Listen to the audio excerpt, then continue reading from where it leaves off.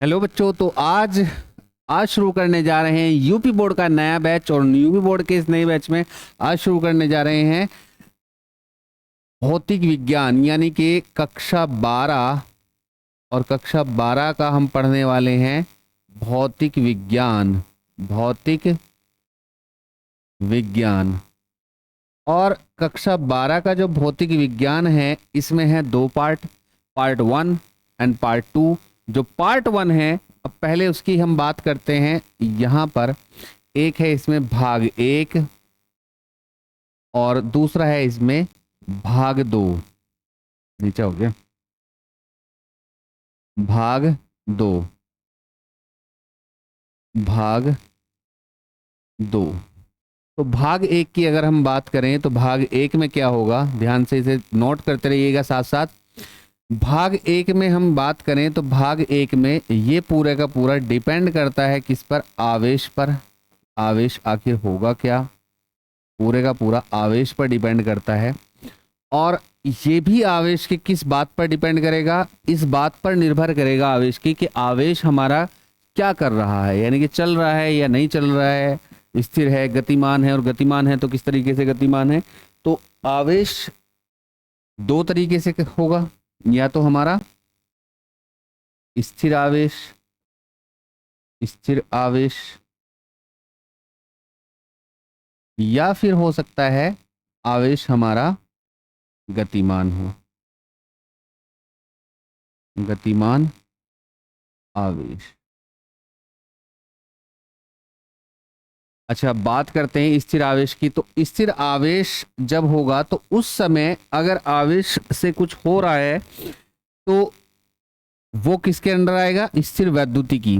क्या बोलेंगे इसे, अगर आवेश स्थिर है तो इस ब्रांच को हम बोलते हैं स्थिर वैद्युतिकी।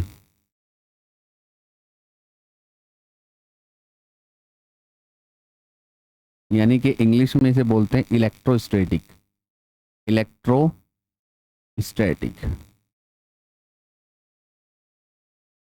इलेक्ट्रोस्टैटिक। यानी कि ये एट रेस्ट है, यहाँ पर विराम अवस्था में है, विराम अवस्था में है, यानी कि स्थिर आवेश है और आवेश रुका हुआ है, तो उस समय पे हमारा होगा स्थिर वैद्युतिकी। और स्थिर वैद्युतिकी में हमारे दो चैप्टर कंप्लीट होते हैं आपके। चैप्टर नंबर 1 है वैद्युत आवेश, वैद्युत आवेश एवं क्षेत्र। दूसरा वैद्युत विभव, स्थिर वैद्युत विभव, स्थिर वैद्युत विभव, स्थिर वैद्युत विभव, वैद्युत विभव एवं धारिता, एवं धारिता, धारिता। अच्छा, तो ये अगर आवेश हमारा स्थिर है तो ध्यान से समझिएगा, पार्ट 1 एंड पार्ट 2। पार्ट 1 हमारा किस पर डिपेंड करता है, आवेश पर डिपेंड करता है। आवेश की किस बात पर डिपेंड करता है, उसकी गति पर डिपेंड करता है। गति कितने प्रकार की होगी, दो प्रकार की होगी। एक तो हमारा अगर वो विरामावस्था में है तो, या फिर एक गतिमान है। और गतिमान भी कितने प्रकार की होगी, दो प्रकार की होगी, एक समान गति और त्वरित गति। तो ये दो चैप्टर हमारे कंप्लीट होगी, यानी कि आवेश अगर स्थिर है तो दो चैप्टर हमारे कंप्लीट होते हैं। उसके बाद फिर आगे बढ़ते हैं। आगे हम बढ़ें तो आवेश की जो गति है वो क्या होगी, एक समान गति, एक समान चाल से चल रहा है। एक समान गति यानी कि एक समान चाल, यानी कि स्थिर चाल, स्थिर या नियत चाल। नियत चाल से अगर कोई हमारा आवेश चल रहा है तो उस समय पे क्या होगा, हमारे कुछ चैप्टर्स कंप्लीट होंगे। और कितने चैप्टर कंप्लीट होंगे इसमें, 5 चैप्टर कंप्लीट होंगे, 5 चैप्टर हमारे कंप्लीट होंगे इसमें। यानी कि अगर आवेश गतिमान है और गति कैसे कर रहा है, स्थिर, यानी कि एक नियत चाल से, एक कांस्टेंट चाल से, यानी कि एक नियत चाल से गति कर रहा है। अगर ये, यानी कि यहां हम कह सकते हैं कि अगर आवेश एक समान गति या नियत चाल, नियत वेग या नियत चाल से अगर गति कर रहा है तो 5 चैप्टर हमारे कंप्लीट होंगे। यहाँ पर कौन कौन से चैप्टर हमारे नियत वेग में यानी कि एक समान गति करेगा? तो एक चैप्टर नंबर 3 वैद्युत धारा, वैद्युत धारा। चैप्टर नंबर 4 गतिमान आवेश, आवेश एवं चुंबकत्व। 5वां चैप्टर यहाँ पर चुंबकत्व एवं द्रव्य, चुंबकत्व एवं द्रव्य। 5वां चैप्टर, ओ सॉरी 6ठा वैद्युत चुंबकीय प्रेरण, वैद्युत चुंबकीय प्रेरण। और नंबर 7 प्रत्यावर्ती धारा, प्रत्यावर्ती धारा। ये हमारे चैप्टर कंप्लीट होंगे। जब आवेश हमारा एक नियत चाल से या एक समान चाल से चल रहा होगा तो हमारे 7 चैप्टर कंप्लीट होंगे, 5 चैप्टर कंप्लीट होंगे। वैद्युत धारा, गतिमान आवेश, चुंबकत्व, चुंबकत्व एवं द्रव्य, वैद्युत चुंबकीय प्रेरण और प्रत्यावर्ती धारा, प्रत्यावर्ती धारा।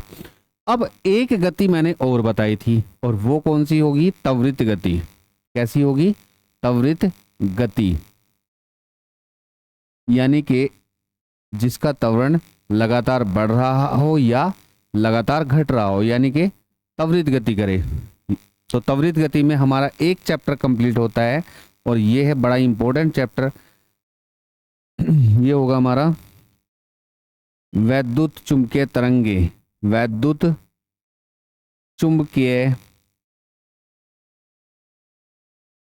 तरंगे। और यहीं से निकलता है हमारा सेकंड पार्ट, क्योंकि वैद्युत चुंबकीय तरंगों में ही जब हम पढ़ेंगे तो एक तरंग आएगी यहाँ, वैद्युत चुंबकीय तरंगों में एक तरंग आएगी यहाँ, तरंगे, वैद्युत चुंबकीय तरंगे। और वैद्युत चुंबकीय तरंगों में आएगा एक स्पेक्ट्रम हमारा दृश्य प्रकाश, दृश्य प्रकाश। वहीं से दृश्य प्रकाश से स्टार्ट होता है हमारा 9वां चैप्टर, 9वां 10वां, फिर उसके बाद 11वां, ये सारी चीजें। तो एक बार फिर से रिवाइज करते हैं, थोड़ा छोटा कर लेते हैं, छोटा करके हमसे पढ़ना स्टार्ट करते हैं। अगर समझ में आ जाए आप लोगों को तो ये एक बार नोट करना है इसे। कक्षा 12 का ये भौतिक विज्ञान है। इसमें पार्ट 2 है। पार्ट 1 में हमारा आवेश पर निर्भर है पूरे का पूरा, और आवेश पर किस प्रकार से निर्भर है कि आवेश क्या कर रहा है, गति कर रहा है कि नहीं कर रहा है। अगर नहीं गति कर रहा है तो स्थिर आवेश है, स्थिर आवेश है तो उस पार्ट को हम बोलेंगे स्थिर वैद्युतिकी। और उसमें 2 चैप्टर हमारे कंप्लीट होते हैं, वैद्युत आवेश एवं क्षेत्र और स्थिर वैद्युत विभव एवं धारिता। अगर आवेश गतिमान है तो 2 प्रकार से गतिमान होगा, एक नियत वेग से गतिमान और एक त्वरित गति। एक तो नियत वेग से और एक त्वरित गति। तो नियत वेग में क्या होगा? एक समान गति, यानी कि इसमें वैद्युत धारा, गतिमान आवेश एवं चुंबकत्व, और उसके बाद चुंबकत्व एवं द्रव्य, वैद्युत चुंबकीय प्रेरण, प्रत्यावर्ती धारा, ये चैप्टर कंप्लीट होंगे। उसके बाद आता है आपका त्वरित गति, यानी कि अगर ये गतिमान आवेश है, नियत वेग को छोड़ करके त्वरित गति करे झूम, तो ऐसे गति करेगा तो क्या होगा? यहाँ पर एक चैप्टर हमारा कंप्लीट होगा, वैद्युत चुंबकीय तरंगे। और वैद्युत चुंबकीय तरंगों में ही हमारे बहुत सारे स्पेक्ट्रम में, रेडियो तरंगे, माइक्रोवेव तरंगे, दृश्य प्रकाश, पराबैंगनी, ये सारी चीजें। तो वहीं से निकलता है हमारा दृश्य प्रकाश, और दृश्य प्रकाश के बाद हमारा चैप्टर नंबर 9, चैप्टर नंबर 10। और ये पार्ट 2 की अगर हम बात करें तो पार्ट 2 भी आज ही लिख देते हैं। चलिए, तो पार्ट 2 में जो 9th चैप्टर होगा वो होगा हमारा प्रकाशिकी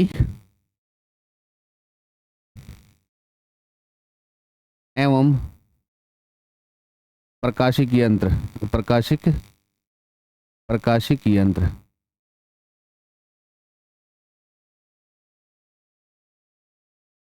10वां तरंग प्रकाशिकी, वेव ऑप्टिक्स।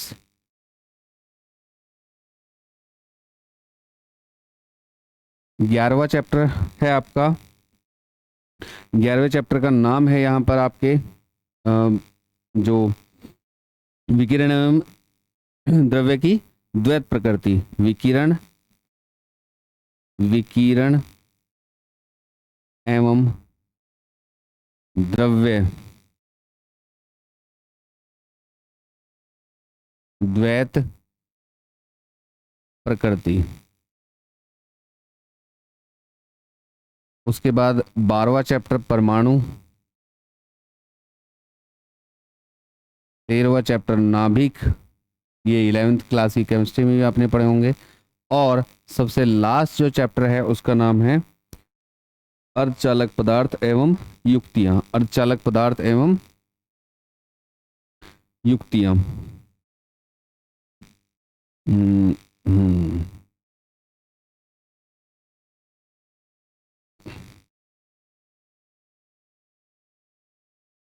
अर्धचालक पदार्थ एवं युक्तियां और सरल परिपथ, बहुत सारा है लेकिन दो ही चीज बची अब तो इसमें, और कुछ बचा ही नहीं। अर्धचालक पदार्थ बचे हैं, उनकी एक ही युक्ति बची है, वो भी पीएन जंक्शन डायोड बची है।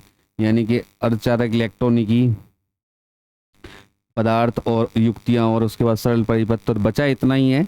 बाकी तो परिपथ वरिपथ बनाते रहो, फिर पूरा ही लिखे, फिर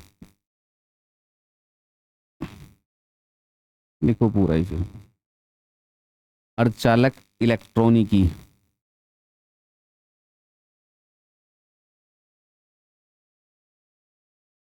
पदार्थ, युक्तियां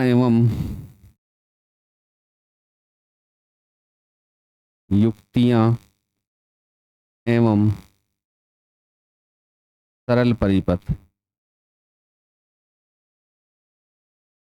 तो ये चैप्टर्स हैं हमारे। तो आज केवल और केवल इस फिजिक्स के बारे में हमने बताया कि इसमें कैसे कैसे हमें पढ़ना है।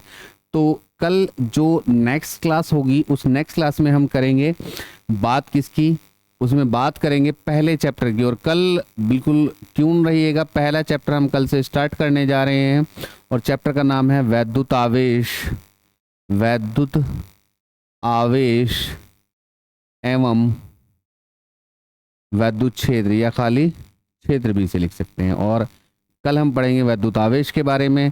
और यहीं आज का लेक्चर बस ये इसके बारे में हमें बेसिक नॉलेज ही देनी थी, तो ये बेसिक आपको समझ में आ गया होगा। ये एक ट्री आपको बनाना है और ये अपनी कॉपी के पहले पेज पर ही ये ट्री जरूर बना लीजिएगा। आप एक बार फिर से इसका स्क्रीनशॉट ले लीजिएगा अगर ये इस तरीके से।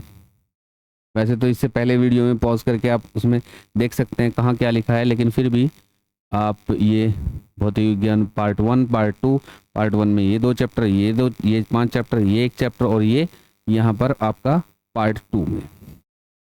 ठीक है।